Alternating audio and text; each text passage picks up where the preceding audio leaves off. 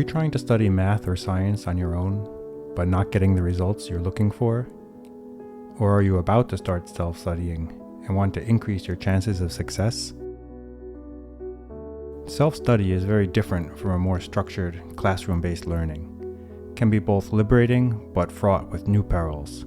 It's just you and your own motivation and intellect, trying to learn some difficult material without a teacher or without a professor to guide you. It can be incredibly rewarding, but it's easy to get lost, get stuck, or give up. I am an avid and lifelong self-learner. However, I wasn't overly successful when I started studying on my own after school. Over the years, I've experimented with different methods and extensively researched the best way to learn on one's own. In this video, I want to share with you 10 tips for self-studying that should greatly boost your chances of success when studying math and science on your own. Let's dive in.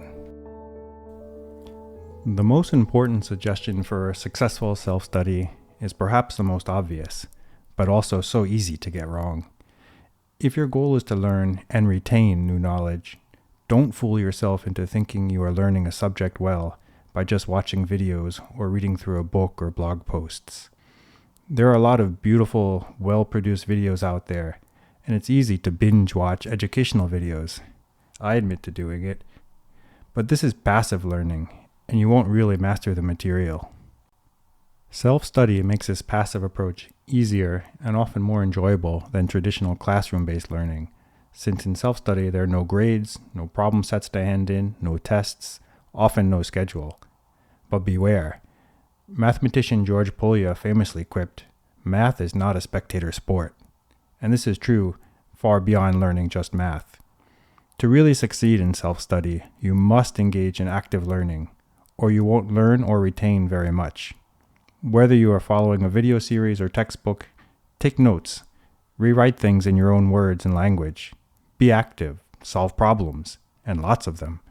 Don't let knowledge go in one ear and out the other. You have to aim for true learning and retention, and that means being an active learner. The second tip is to spend time choosing the best book. When self-studying, you don't have an assigned textbook. You just have a topic you want to learn. So enjoy the freedom of picking your own text or online materials. Shop around. Experiment with several different books or online courses and materials. Each has a different tone, style, way of explaining things, and difficulty level. Find the book or books that work best for you. It might be useful to use more than one. Also, keep in mind that some books are better for self-study than others. If you're going to spend weeks or months of your valuable time studying something, invest a few hours up front to pick the best book you can. Look online for reviews. See if people mention it being good for self-study or not. One thing I like to do is pick a particular result or theorem I'm interested in learning, and then cross-check in various books how it is presented, how clearly it's explained. In self-study, there is no professor or classroom, just you and the book you choose for months of study, so choose wisely. The third tip is to find a book with both problems and solutions, and to work on as many of the problems as you can. When picking a book for self-study, prioritize one with interesting problems and with solutions available, and better yet, fully worked solutions. I found this to be critically important. If you like a particular book, but it doesn't have solutions, or worse yet, doesn't have any problems to work on at all, find another book that does, and use it to supplement the book you're working on. Since you are self-studying, interesting problems with solutions are critical to helping you learn. You want active practice and immediate feedback about whether you are learning successfully or not. You can often find students and even instructors' manuals if you look around. If you are on your own, it's going to help you immensely to find and use fully worked solutions. This way, you know when you are getting things right and when you aren't. And if you get stuck on a problem, which everyone does, you can learn from the solution. Tip number 4 is to couple your book with a parallel video series. This isn't always possible, but very helpful when it is. Self-study can feel lonely at times, so it helps to see a real person presenting the material. Also, if you are more of an oral learner, it'll help reinforce what you're reading in the text. As an example, if you're studying linear algebra, Gilbert Strang has both a textbook and videotape lecture series that parallels the book. Being able to mimic a more traditional classroom environment can provide some additional structure as well. And that segues into our next suggestion. Tip number 5 is to keep a schedule and set goals. One of the joys of self-learning is that you're free from an externally imposed schedule. But this is a double-edged sword, and you are likely to get cut by said sword. The reason is that self-studying is hard. It's easy to put things off when life gets busy, or when you aren't understanding the material on the first few passes. And this will happen. So you suddenly discover a month has gone by and you've made almost no progress. It is also easy to go down rabbit holes with nobody to pull you out. Self-study means you don't have a syllabus with a schedule to keep you moving along. That is on you to provide. So ideally, at the outset of your studies, come up with your goals and a schedule. Maybe it's a chapter and 20 solved problems a week. Track your progress as you go. Revisit your schedule if you need to, but make sure you have one when you start. It really helps to keep you from bouncing around from book to book or topic to topic without making much progress. Tip number 6 is to test your progress as you go. It can be easy to convince yourself you have mastered a topic until you test yourself. This is especially true if you're mostly taking a passive approach to learning. You nod your head, while watching a video. Everything makes sense, right? But then when you go to solve some actual problems on your own, you realize, maybe I didn't really understand things as much as I thought I did. So make sure you're checking your progress as you go by solving problems and checking against the solutions, which you have at hand if you're following tip number 3. It is also helpful to periodically test yourself at a more global level. As an example, say you're studying linear algebra.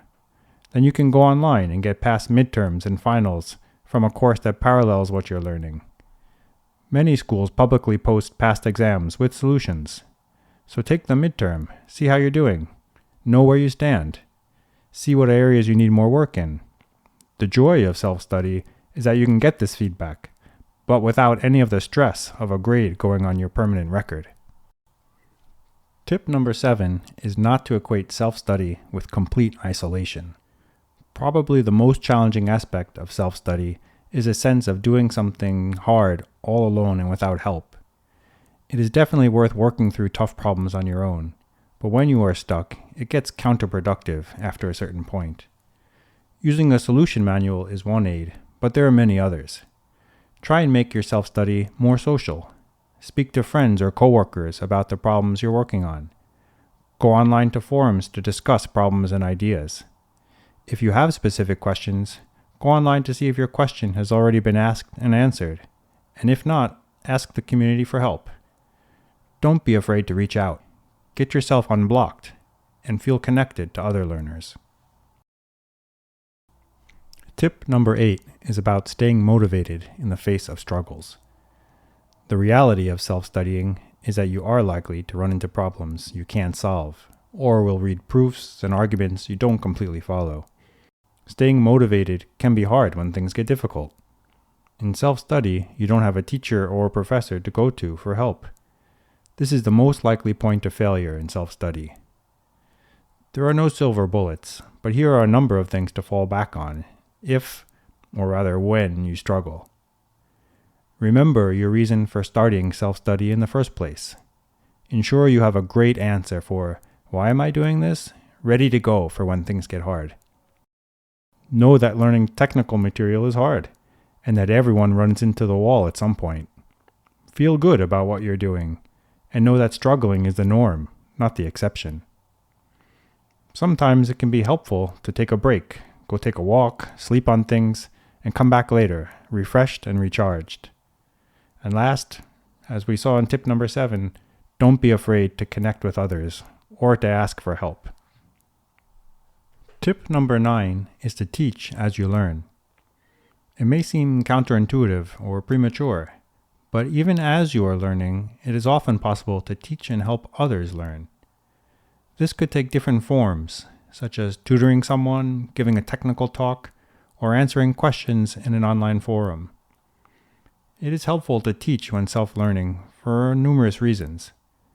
It helps avoid some of the isolation you might be feeling.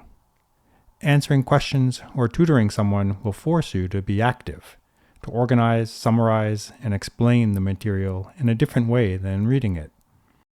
Teaching will also get you talking out loud about what you are learning, which reinforces the material in a different way than just reading and studying on your own.